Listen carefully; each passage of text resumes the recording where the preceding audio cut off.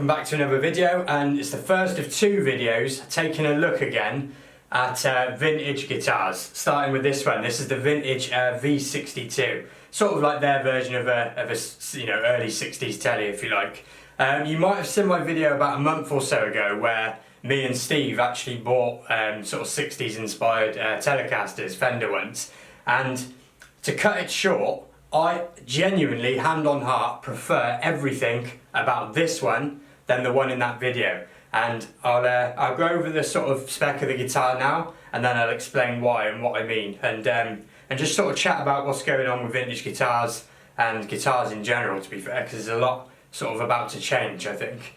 So spec-wise then, it's a poplar body, and this finish is ever so slightly blonde, if you like.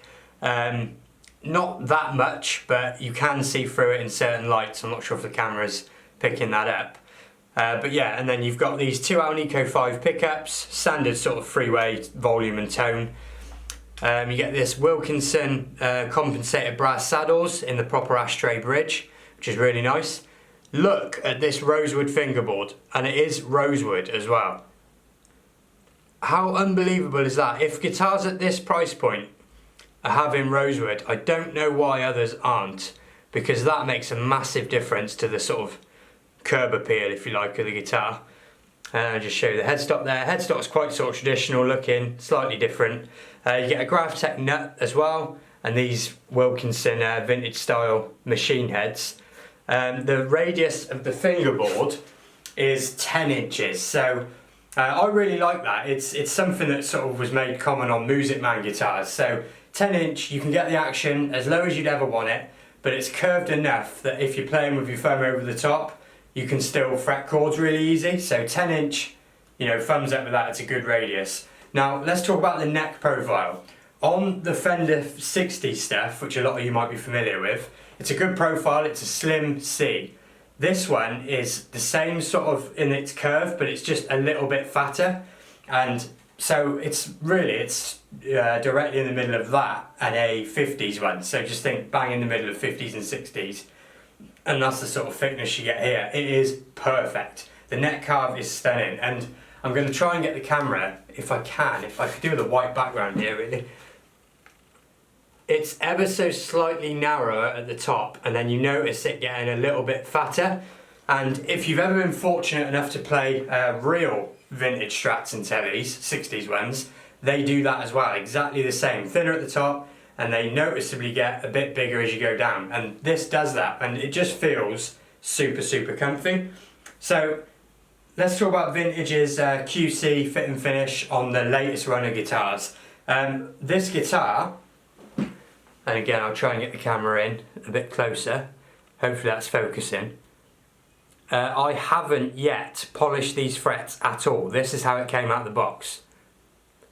And I am massively impressed because in the past, I know from people that have owned them and from playing them myself that fretwork and QC and setup out the box have definitely been an issue in the past for vintage.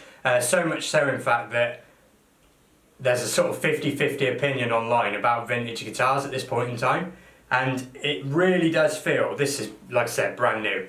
It hand on heart feels like they know that and they've fixed it, and that is just brilliant. Because I think that this year we could see a renewed sort of respect and, you know, desire for these guitars if they play their cards right. Because honestly, I am blown away by how good and, you know, how much further forward, if I can get my words out, how much further forward they've come. Really, really impressed with them. Now, a few things to sort of note going forward with these is that Vintage, much like any other brand out there, even down to guitar strings and stuff like that, you've probably noticed how expensive everything is getting lately, whether it's fuel or food. Just everything is sort of, you know, unreasonably, it seems, just taking a really steep hike in price.